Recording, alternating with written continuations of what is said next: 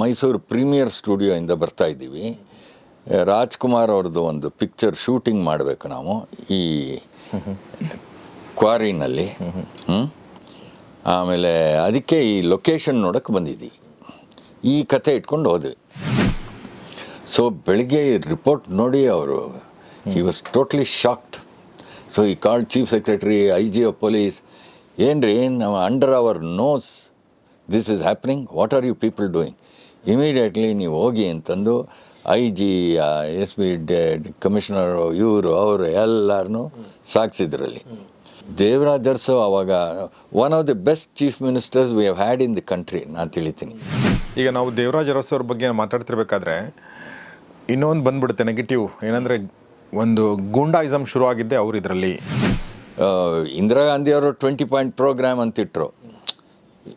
ಬಡವರಿಗೆ ಇದು ಮಾಡಬೇಕು, ಅದು ಮಾಡಬೇಕು, ಮನೆಗಳು ಕಟ್ಟಬೇಕು, ಎಲ್ಲ ಸುಮಾರಿಗೆ ಅದರಲ್ಲಿತ್ತು. ಬಟ್ ಅದನ್ನು ಇಂಪ್ಲಿಮೆಂಟ್ ಮಾಡೋರು ಯಾರು? That was only Karnataka and only ದೇವರಾಜರ್ಸ್. Land reform, oh Rama, fantastic. He is the one who ensured land reform.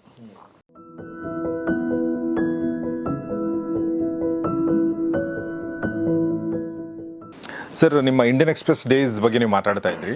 Indian express ಒಂಥರ ಯಾವಾಗಲೂ ಜರ್ನಲಿಸಮ್ ಆಫ್ ಕರೇಜ್ ಅಂತಾನೆ ಮಾಡ್ಕೊಂಡ್ಬಂದಿದೆ, against the corruption and all those things. So ನಿಮ್ಮ ಒಂದು ಸ್ಟಿಂಟಲ್ಲಿ before you moving to Delhi, ನಿಮ್ದು ಆ ಥರ ಇನ್ವೆಸ್ಟಿಗೇಟಿವ್ ಜರ್ನಲಿಸಮಲ್ಲಿ ಏನಾದರೂ ಎಕ್ಸ್ಪೀರಿಯನ್ಸಸ್?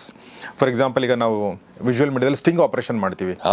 ಹಿಡನ್ ಕ್ಯಾಮ್ರಾ ಹಾಕೊಂಡು we go and we talk to the person and ನಾವು ಅದನ್ನು ಅನ್ರಾವೆಲ್ ಮಾಡ್ತೀವಿ, ಅವ್ರೇನು ನಿಜವಾದ ಮುಖ ಏನು ಅಂತೇಳಿ. ಆ ಥರ ನೀವು ಏನು ಮಾಡಿದ್ರಿ ಸರ್? ಸೊ ನಮ್ಮದು ಒಂಥರ one of the early sting operation. Okay. ಇನ್ನೊಂದು ಇಂಡಿಯನ್ ಎಕ್ಸ್ಪ್ರೆಸ್ ಕನ್ನಡಪ್ರಭದಲ್ಲಿ ಆ 70ನೇ ದಶಕದಲ್ಲಿ ನಮ್ಮ ಕೆಲಸ ಮಾಡೋದಕ್ಕೆ 100% ಅವಕಾಶ.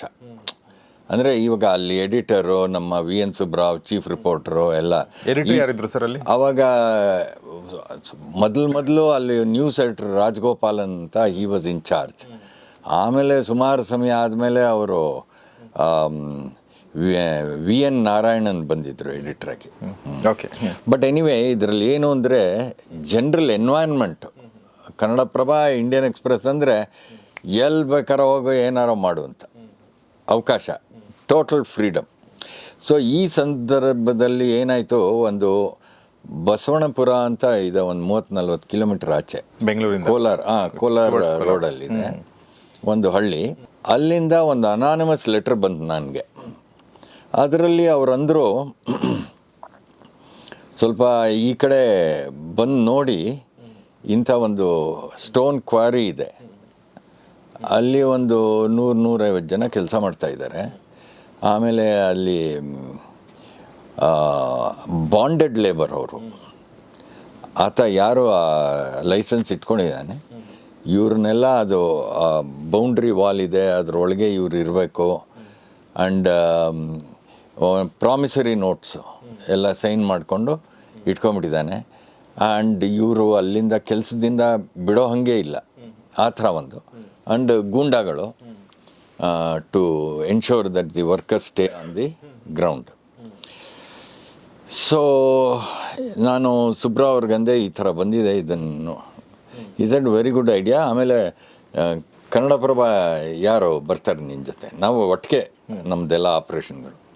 ಸೊ ಕನ್ನಡಪ್ರಭದಲ್ಲಿ ನಮ್ಮ ರಾಮ್ ಪ್ರಸಾದ್ ಅವರು, ಹೊಳೆ ನರಸೀಪುರದವರು, ಸ್ವಲ್ಪ ಗಟ್ಟುಮುಟ್ಟಾಗಿದ್ದರು ನೋಡೋಕ್ಕೆ, tall man, well built. So ನಾವು, ಆಮೇಲೆ ನಮ್ಮ ಫೋಟೋಗ್ರಾಫರು, ನಾವು ತೀರ್ಮಾನ ಮಾಡಿದ್ವಿ ಇದನ್ನು ಹೆಂಗೆ ಟ್ಯಾಕಲ್ ಮಾಡೋದು. ಅಲ್ಲಿ ಹೋದಾಗ ಅವನು ಪ್ರೊಪ್ರೈಟ್ರು ಇವರವ್ರು ಇದ್ದರೆ ನಾವು ಹೆಂಗೆ ಅವ್ರನ್ನೆಲ್ಲ ಮಾತಾಡಿಸೋದು ಎಲ್ಲ. ಕರೆಕ್ಟ್. ಸೊ ನಾವು ತೀರ್ಮಾನ ಮಾಡಿದ್ವಿ, ನಾವು ಮೈಸೂರು ಪ್ರೀಮಿಯರ್ ಸ್ಟುಡಿಯೋಯಿಂದ ಬರ್ತಾ ಇದ್ದೀವಿ. ರಾಜ್ಕುಮಾರ್ ಅವ್ರದ್ದು ಒಂದು ಪಿಕ್ಚರ್ ಶೂಟಿಂಗ್ ಮಾಡಬೇಕು ನಾವು ಈ ಕ್ವಾರಿನಲ್ಲಿ. ಆಮೇಲೆ ಅದಕ್ಕೆ ಈ ಲೊಕೇಶನ್ ನೋಡೋಕ್ಕೆ ಬಂದಿದ್ದೀವಿ. ಈ ಕತೆ ಇಟ್ಕೊಂಡು ಹೋದ್ವಿ. ನಮ್ಮ ರಾಮ್ ಪ್ರಸಾದ್ನ ಅವರು ಅಚ್ಚುಕಟ್ಟು ಮೈ ಇದ್ದವರು, ಅವರು ಪ್ರೊಡ್ಯೂಸರು, ನಾನು ಡೈರೆಕ್ಟ್ರು. ಓಕೆ. ಆಮೇಲೆ ನಮ್ಮ ಸಿನಿಮಾಟೋಗ್ರಾಫರ್ದು ಅಸಿಸ್ಟೆಂಟು ಈ ಫೋಟೋಗ್ರಾಫರ್ ನಮ್ಮ ಜೊತೆ. ಲಕ್ಕಿಲಿ ನಮಗೇನಾಗೋಯ್ತು, ಆ ಕಂಟ್ರಾಕ್ಟ್ರು ಅವತ್ತು ಅಲ್ಲಿರಲಿಲ್ಲ, ಅವನ ಹೆಂಡತಿ ಇದ್ದರು. ಆ ಹೆಂಡತಿ ನಾವು ಈ ಹೇಳಿದ ಕತೆಗೆ she fell for it and she just open the door gates and said go in. So ಅವ್ರದ್ದು ವಸತಿ ಎಲ್ಲ ಏನಿತ್ತು ಅಲ್ಲೇ ಅದೆಲ್ಲ ನೋಡಿ ಫೋಟೋಗಳು ತೊಗೊಂಡು, ಆಮೇಲೆ ಆ ಕಲ್ಲು ಹೊಡಿತಾರಲ್ಲ ಅವರೆಲ್ಲ ಕೆಲಸ ಮಾಡ್ತಾಯಿದ್ರು. ಸೊ ಹೋಗಿ ಒಬ್ಬೊಬ್ಬರು ಇವರು ರಾಮ್ ಪ್ರಸಾದ್ ಒಂದು ಕಡೆ, ನಾವೊಂದು ಕಡೆ, ಆಮೇಲೆ ಹೋಗಿ ಅವ್ರನ್ನೆಲ್ಲ ಮಾತಾಡಿಸಿ, ಜಾಸ್ತಿ ತಮಿಳು, ತೆಲುಗು, ಒಂದಷ್ಟು ಕನ್ನಡಿಗರು ಎಲ್ಲ ಮಾತಾಡಿಸಿ ಅವರೆಲ್ಲ ಹೇಳಿದರು, ಇಲ್ಲಿಂದ ನಮಗೆ ಬಿಡುಗಡೆನೇ ಇಲ್ಲ, ಇದು ಒಂಥರ ಜೈಲ್ ಇದ್ದಂಗೆ. ನಾವು ಇಲ್ಲಿ ಕಳ್ಸ್ಕೊಳಕ್ಕಾಗೋದೇ ಇಲ್ಲ, ಯಾಕೆಂದರೆ ಇದೆಲ್ಲ ಸಾಲಗಳು ಕೊಟ್ಬಿಟ್ಟಿದ್ದಾರೆ ನಮಗೆ, ಅದು ತೀರೋವರೆಗೆ ನಾವು ಆಚೆ ಹೋಗೋಂಗಿಲ್ಲ. ಆ್ಯಂಡ್ ಆ ಸಾಲ ಯಾವತ್ತೂ ನಮ್ಮ ಜನ್ಮದಲ್ಲೇ ತೀರೋದಿಲ್ಲ. ಈ ಥರ ಒಂದು ಪರಿಸ್ಥಿತಿ. ಸೊ ಇದೆಲ್ಲ ಮಾಹಿತಿ ಸಂಗ್ರಹ ಮಾಡಿ ವಾಪಸ್ಸು ಇಂಡಿಯನ್ ಎಕ್ಸ್‌ಪ್ರೆಸ್ ಬಂದ್ವಿ, ಕೂತ್ಕೊಂಡು ಬರೆದಿದ್ದು ಅದು. ಹೀಗೆ ಬಸವಣ್ಣಪುರ ಅಂತ ಬೆಂಗಳೂರಿಂದ 30 ಕಿಲೋಮೀಟ್ರ್ 40 ಕಿಲೋಮೀಟ್ರ್ ಆಚೆ, ಆ್ಯಂಡ್ ಇಷ್ಟು ಜನ bonded labour. Okay. Bonded labour ಅಂದರೆ ನಮ್ಮ ಸಂವಿಧಾನದಲ್ಲೇ ಅದರ ವಿರುದ್ಧ ಎಷ್ಟು ಸ್ಟ್ರಾಂಗ್ ಇದಿದೆ. ಆ್ಯಂಡ್ ಆ ಕಾಲದಲ್ಲಿ ಇದು ಇಂದಿರಾ ಗಾಂಧಿಯವರ ಸರ್ಕಾರ, ಅದು ಎಮರ್ಜೆನ್ಸಿ. ಆ್ಯಂಡ್ ದೇವರಾಜ್ ಅರಸು ಅವರು ಮುಖ್ಯಮಂತ್ರಿ, ಅವರು ಈ ಬಾಂಡೆಡ್ ಲೇಬರ್ನ ಫಿನಿಷ್ ಮಾಡಬೇಕು ಕರ್ನಾಟಕದಲ್ಲಿ ಅಂತ ಸುಮಾರು ಅದರ ಪ್ರಯತ್ನ ಅವ್ರದ್ದು ಎಲ್ಲ ಕಡೆ, ಎಲ್ಲ ಡಿಸ್ಟ್ರಿಕ್ಸಲ್ಲಿ. ಸೊ ಬೆಳಿಗ್ಗೆ ಈ ರಿಪೋರ್ಟ್ ನೋಡಿ ಅವರು he was totally shocked. So ಈ called chief secretary, IG of police, ಏನ್ರಿ ನಾವು under our nose this is happening, what are you people doing, immediately ನೀವು ಹೋಗಿ ಅಂತಂದು IG, SP, ಕಮಿಷನರು, ಇವರು ಅವರು ಎಲ್ಲರನ್ನೂ ಸಾಗಿಸಿದ್ರಲ್ಲಿ. ಹೋಗಿದ್ದೆ, ಅವರು ಆ ಗೋಡೆಗೆ ಏನು ಕಟ್ಟಿದ್ದ ಕೋಟೆ ಅದೆಲ್ಲ ಒಡೆದು ಆ 100 ಜನನ್ನ ಬಿಡಿಸಿ, ಆತನ್ನ ಮೀಸಾಲ ಅರೆಸ್ಟ್ ಮಾಡಿ, ಆತನ್ನ ಅವನ ಜೊತೆ ಇದ್ದವ್ರನ್ನ. ಓಕೆ. ಇದಿಷ್ಟು ಆಯಿತು. ಆಮೇಲೆ ಇದು the police is moving in ಅಂದಾಗ ನಮ್ಗೆ ಗೊತ್ತಾಗಿ ನಾವು ಹೋದ್ವಿ. ಹೋಗಿ we saw all that and the people were celebrating their freedom. ಏನೋ ಇದು ನೋಡಿ, ನಮ್ಮ ಸ್ವತಂತ್ರ ಬಂದು ಎಷ್ಟು ದಶಕಗಳಾದ ಮೇಲೆ ಇದು ಇಂಥ ಒಂದು ಪರಿಸ್ಥಿತಿ ಊರಾಚೆ. ಅವ್ರು ನಿಮ್ಗೆ ಕರ್ಕೊಂಡು ಹೋಗಿದ್ರ ಪೊಲೀಸ್? ಇಲ್ಲ, ಅವ್ರ ಪಾಡಿಗೆ ಅವ್ರು ಹೋದ್ರು. ನಮ್ಗೆ ಗೊತ್ತಾಗೋಯ್ತು, ಇನ್ಫಾರ್ಮೇಷನ್ ಬಂತು. ಸೊ ಸೀದಾ ನಾವು ಹೋದ್ವಿ. ಅಷ್ಟೊತ್ತಿಗಾಗಲೇ ಪೊಲೀಸ್ನವರು ಇವನ್ನ ಅರೆಸ್ಟ್ ಮಾಡಿ ಇದೆಲ್ಲ ಮಾಡಿಬಿಟ್ಟಿದ್ರು. ಅದು ಮುಂದೆ ಏನಾಯಿತು ಅಂದರೆ, ಅಲ್ಲಿ ಆ ವರ್ಕರ್ಸ್ದೇ ಒಂದು ಕೋಆಪ್ರೇಟಿವ್ ಸೊಸೈಟಿ ಸೆಟಪ್ ಮಾಡಿ, ಆ ಕೋಆಪ್ರೇಟಿವ್ ಸೊಸೈಟಿಗೆ ಆ ಮೈನ್ಸ್ ಡಿಪಾರ್ಟ್ಮೆಂಟಿಂದ ಆ ಲೈಸೆನ್ಸ್ ಕೊಡಿಸಿ, ಆ ಕೋಆಪ್ರೇಟಿವ್ ಸೊಸೈಟಿ ಮುಂದೆ ಅದನ್ನು ಕೆಲಸ ಶುರು ಮಾಡ್ಕೋತು. ಆಮೇಲೆ ಅವ್ರದ್ದು ಏನು ಸಾಲಗಳು ಕೊಟ್ಟಿದ್ರು ಇದು ಅದು ಎಲ್ಲ ರದ್ದಾಯಿತು. ಆಮೇಲೆ ಅಲ್ಲೊಂದು ಫೇರ್ ಪ್ರೈಸ್ ಶಾಪ್ ತೆಗೆದ್ರು ಸರ್ಕಾರ, ಇದೆಲ್ಲ. ಆ್ಯಂಡ್ ನಾನು ದಿವಸ ಹೋಗ್ತಾಯಿದ್ದೆ, ಒಂದು 10-15 ದಿವಸ ಇದೆಲ್ಲ ಈ ವ್ಯವಸ್ಥೆ ಆಗೋವರೆಗೆ. ಅಂದರೆ ಈ ಬದಲಾವಣೆ ಆಗಬೇಕು, ಇಲ್ಲದೇ ಇರೋ ಅವ್ರು ಆ ಕೋಆಪ್ರೇಟಿವ್ ಸೊಸೈಟಿ ಸೆಟಪ್ ಆಗಿ ಅದು ವರ್ಕರ್ಸ್ ಕೋಆಪ್ರೇಟಿವ್. ಸೊ ಅವರೇ ಏನು ಮಾಲೀಕರಾಗೋದ್ರು. So that is what the thing was. Devaraj Urs ಅವಾಗ one of the best chief ministers we have had in the country, ನಾನು ತಿಳಿತೀನಿ. ಯಾಕೆಂದರೆ ಇದು ಇಂದಿರಾ ಗಾಂಧಿಯವರು 20 ಪಾಯಿಂಟ್ ಪ್ರೋಗ್ರಾಮ್ ಅಂತಿಟ್ರು. ಬಡವರಿಗೆ ಇದು ಮಾಡಬೇಕು, ಅದು ಮಾಡಬೇಕು, ಮನೆಗಳು ಕಟ್ಟಬೇಕು, ಎಲ್ಲ ಸುಮಾರಿಗೆ ಅದರಲ್ಲಿತ್ತು. ಬಟ್ ಅದನ್ನು ಇಂಪ್ಲಿಮೆಂಟ್ ಮಾಡೋರು ಯಾರು? That was only Karnataka and only Devaraj Arasu. And ಅವತ್ತು ರಾತ್ರಿ ಮೈಸೂರಲ್ಲಿ ದೇವರಾಜ್ ಅರಸು ಒಂದು ಪಬ್ಲಿಕ್ ಮೀಟಿಂಗಲ್ಲಿ ಮಾರನೇ ದಿವಸ ಇದು ಎಲ್ಲ ಆಗಿ ಈ ಪೊಲೀಸ್ ಆ್ಯಕ್ಷನ್ ಎಲ್ಲ ಆದಮೇಲೆ ಅವರು ತುಂಬ ಹೃತ್ಪೂರ್ವಕವಾಗಿ ಕನ್ನಡಪ್ರಭ ಹಾಗೂ ಇಂಡಿಯನ್ ಎಕ್ಸ್‌ಪ್ರೆಸ್ನ ಪಬ್ಲಿಕ್ ಮೀಟಿಂಗಲ್ಲಿ ಹೋಗಲಿದ್ರು. ಅಂದರೆ ಒಂದು ಮಾಧ್ಯಮದ ಒಂದು ಶಕ್ತಿ ಏನಿದೆ ಆ್ಯಂಡ್ ಆ ಜವಾಬ್ದಾರಿ ಏನಿದೆ, ಸಮಾಜ ಸೇವೆ ಅಥವಾ ಸಮಾಜದ ಬಗ್ಗೆ ಏನು ಒಂದು ಜವಾಬ್ದಾರಿ ಇದೆ, ಒಂದು ಪತ್ರಿಕೆ ಅದು, ಅದನ್ನು ನೀವುಗಳು ನಿರ್ವಹಿಸಿದ್ದೀರಾ ಅಂತ. ಸೊ ದೇವರಾಜ್ ಅರಸು ಅವ್ರನ್ನ ಹತ್ತಿರದಿಂದ ನೋಡಿದ್ದಾರೆ ಸರ್ ನೀವು? ಸುಮಾರು. ಅದಾದಮೇಲೆ ಅವರು ಡೆಲ್ಲಿಗೆ ರೆಗ್ಯುಲರಾಗಿ ಬರೋರು, ಬಿಕಾಸ್ ಆ ಕಾಂಗ್ರೆಸ್ ಯು ಅಂತ ಅದು ಫಾರ್ಮ್ ಮಾಡಿದ್ರು, ಅವರೇ ಅದರ ಪ್ರೆಸಿಡೆಂಟ್ ಆಗಿದ್ದರು. ಈಗ ನಾವು ದೇವರಾಜ್ ಅರಸು ಅವ್ರ ಬಗ್ಗೆ ಮಾತಾಡ್ತಿರ್ಬೇಕಾದ್ರೆ ಇನ್ನೊಂದು ಬಂದ್ಬಿಡುತ್ತೆ ನೆಗೆಟಿವ್, ಏನಂದರೆ ಒಂದು ಗೂಂಡಾಯಿಸಮ್ ಶುರು ಆಗಿದ್ದೆ ಅವ್ರು ಇದರಲ್ಲಿ, ಇಂದಿರಾ ಬ್ರಿಗೇಡ್ ಶುರು ಆಗಿದ್ದು ಅದೇ ಟೈಮಲ್ಲಿ, ಆಮೇಲೆ ಅದ್ರ ಹಾವಳಿ, ಆಮೇಲೆ ಅವ್ರ ಅಳಿಯ ನಟರಾಜ್, ಈ ವಿಚಾರಗಳೆಲ್ಲ ಬಂದ್ಬಿಡ್ತವೆ. ಅಂದರೆ ಒಳ್ಳೆ ವಿಚಾರಗಳ ಜೊತೆಗೆ ಇವು ಬರ್ತವೆ. ಸೊ ಅದು ಬರುತ್ತೆ, ಬಟ್ ನಾವು ಇದನ್ನು ಮಾತ್ರ ಮರಿಬಾರ್ದು. ಈಗ ನೀವು ಸಂವಿಧಾನ ನೋಡಿದರೆ ಒಂದು ನಮ್ಮ ಫಂಡಮೆಂಟಲ್ ರೈಟ್ಸ್, ಮೂಲಭೂತ ಹಕ್ಕುಗಳು, ಅದಾದಮೇಲೆ ಬರುತ್ತೆ directive principles of state policy. ಅಂದರೆ ಅದರಲ್ಲಿ ದೀನ ದಲಿತರಿಗೆ, ಬಡವರಿಗೆ, ಏನೋ ಇದು, ಆಮೇಲೆ ಕಾರ್ಮಿಕರಿಗೆ ಸರಿಯಾದ ಒಂದು ಇದು ವೇತನ ಇರಬೇಕು, ವಸತಿ ಸೌಕರ್ಯ ಇರಬೇಕು, ಆಮೇಲೆ ಇದು ಲೆಷರ್, ಅಂದರೆ ವಾರಕ್ಕೆ 1 ದಿವಸ 2 ದಿವಸ ಅವ್ರಿಗೆ ಒಂದು ಸ್ವಲ್ಪ ರಿಲ್ಯಾಕ್ಸೇಷನ್ ಪುರ್ಸೊತ್ತು ಇರಬೇಕು, ರಜೆ ಇರಬೇಕು, ಇದು ಪರಿವಾರನ ನೋಡ್ಕೊಳ್ಳೋದಕ್ಕೆ ಒಂದು ಇದಿರಬೇಕು. ಆಮೇಲೆ ಮಹಿಳೆಯರ ಬಗ್ಗೆ ಸುಮಾರು ಇದೆ, ಮೆಟರ್ನಿಟಿ ಲೀವ್ ಇರಬೇಕು, ಇದೆಲ್ಲ ಇದೆ. ಅದು I think from article 35 to 50, 52 ಅದು ಅಷ್ಟು ಅದು ಬರೋದು, ಒಂದು 10-15 ಆರ್ಟಿಕಲ್ಸಲ್ಲಿ ಇದೆಲ್ಲ ಬರುತ್ತೆ ಅದರಲ್ಲಿ. ಸೊ ಅದನ್ನು ಇಂಪ್ಲಿಮೆಂಟ್ ಮಾಡೋರು ಯಾರು?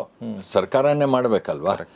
ನಿಜವಾಗ್ಲೂ ನಮ್ಮ ದೇಶದಲ್ಲಿ ನಾವು ನೋಡಿದಾಗ ರಾಜಕೀಯದಲ್ಲಿ ನಮ್ಮ ಮುಖಂಡರಲ್ಲಿ ಒಂದಷ್ಟು ಜನ ನಿಜವಾಗ್ಲೂ ಆ ವಿಷಯನ ಇದನ್ನು ಸೀರಿಯಸ್ ಆಗಿ ತೊಗೊಂಡು ಕೆಲಸ ಮಾಡಿದ್ದಾರೆ. ಅದರಲ್ಲಿ ನಮ್ಮ ಮುಖ್ಯಮಂತ್ರಿ ದೇವರಾಜ್ ಅರಸು ಅವರು. Wonderful sir. ಸೊ ಆದ್ದರಿಂದ ಇದೆಲ್ಲ ಉಂಟು. ಅವರ ಅಳಿಯನ ವಿಚಾರ, ನಾನಾ ಥರ ಬೇರೆ, ಓಕೆ, ಅದೆಲ್ಲ ಉಂಟು. ಆದರೆ that cannot override or his overall ಇದಿತ್ತಲ್ಲ ಸೋಷಿಯಲ್ ಒಂದು land reform. Oh Rama, fantastic. He is the one who ensured land reform. So Devaraj Urs ಟೈಮಲ್ಲೇ ಬಂದಿರುವಂಥದ್ದು ಇನ್ನೊಂದು ತುಂಬ ಕ್ರಾಂತಿಕಾರಿ ಒಂದು ಮೂಮೆಂಟು ಮತ್ತು ಇಂಪ್ಲಿಮೆಂಟೇಷನ್ ಅಂದರೆ ಅದು ಉಳುವನೆ ಒಡೆಯ ಅಥವಾ ಲ್ಯಾಂಡ್ ರಿಫಾರ್ಮ್. ಎಕ್ಸಾಕ್ಟ್ಲಿ. ಸೊ ಅದು ಆ ಒಂದು ಟೈಮಲ್ಲಿ ಹೇಗಿತ್ತು ವಾತಾವರಣ, ಮತ್ತು ನೀವೇನಾದರೂ ಚಾಲೆಂಜಸ್ ಫೇಸ್ ಮಾಡಿದ್ರೆ ಕೈಂಡ್ ಆಫ್ ಥಿಂಗ್? ಅದು 76-77ರಲ್ಲಿ ಅದು ಇಂಪ್ಲಿಮೆಂಟ್ ಮಾಡೋಕ್ಕೆ ಶುರು ಮಾಡಿತು ದೇವರಾಜ್ ಅರಸು ಸರ್ಕಾರ. ಸೊ ಆ್ಯಂಡ್ ಅವರು ನಿಜವಾಗ್ಲೂ ಇದನ್ನು ಫೋಕಸ್ಡ್ ಆಗಿ ಮಾಡೋರು ಒಂದೊಂದು ಜಿಲ್ಲೆಯಲ್ಲೂ. ನಾನು ದೇವರಾಜ್ ಅರಸು ಅವ್ರ ಜೊತೆ ಸುಮಾರು ಜಿಲ್ಲೆಗಳಲ್ಲಿ ಅವರು ಒಂದೊಂದು ತಿಂಗಳು ಒಂದೊಂದು ಜಿಲ್ಲೆಗೆ ಹೋಗೋರು, 3-4 ದಿವಸ ಅಲ್ಲಿ ಪಬ್ಲಿಕ್ ಮೀಟಿಂಗ್ಗಳು ಮಾಡೋರು. ಸೊ ನಾನು ಸುಮಾರು ಓಡಾಡಿದ್ದೀನಿ ಅವ್ರ ಜೊತೆ. ಸೊ ಅವರು ಲ್ಯಾಂಡ್ ರಿಫಾರ್ಮ್ ಬಗ್ಗೆ ತುಂಬ ಸೀರಿಯಸ್ಸು. ಇದಾಗಲೇಬೇಕು, the tiller must get the ownership rights. ಉಳುವನೆ ಹೊಲದೊಡೆಯಾಗಬೇಕು. ಕರೆಕ್ಟ್. ಸೊ ಅದರಲ್ಲೇನಾಯಿತು, ಟೆನೆಂಟ್ಸ್ ಯಾರಿದ್ರು ಅವರೆಲ್ಲ ಅರ್ಜಿ ಹಾಕಬೇಕಾಯ್ತು ತಹಸೀಲ್ದಾರ್ ಮುಂದೆ, ಡಿಕ್ಲರೇಷನ್. ಈ ಜಮೀನಲ್ಲಿ ನಾನು ಅದನ್ನು ಉಳ್ತಾ ಇದ್ದೀನಿ, ಆಮೇಲೆ ನನ್ನ ಹೆಸರು ಇದು, ನಮ್ಮ ಇದು ಅದು ಕೊಡಬೇಕು.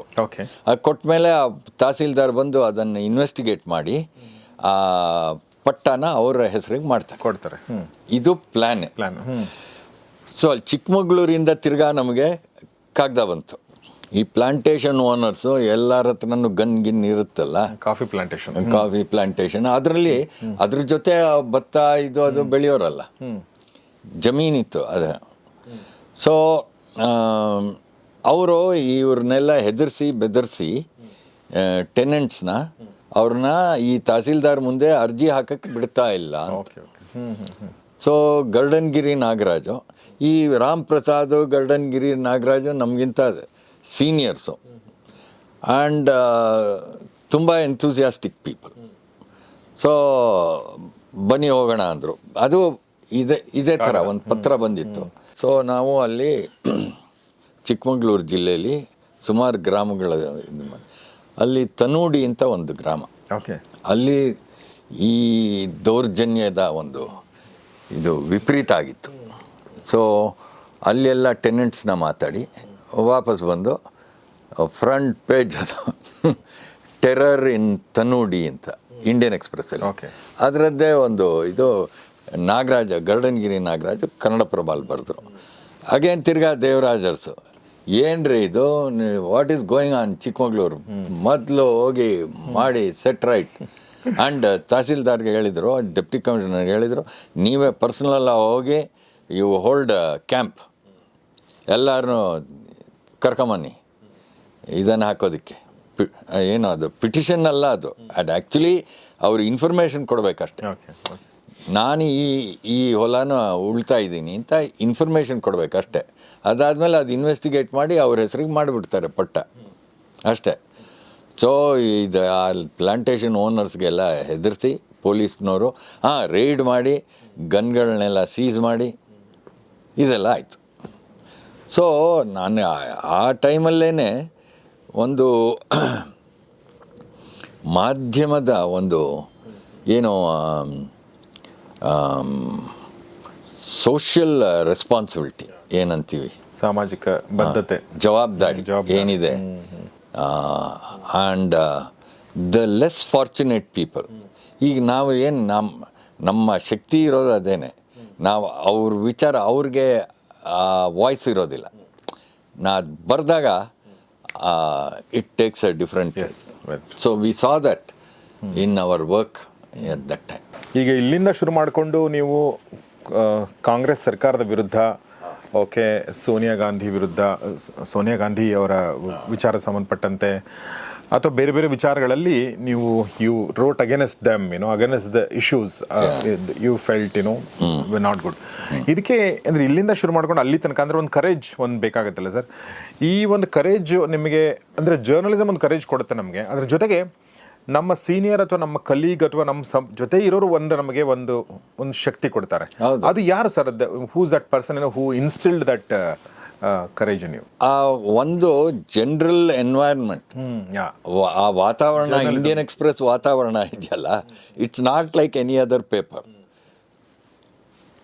Anything we are ready to do ಅಂತ.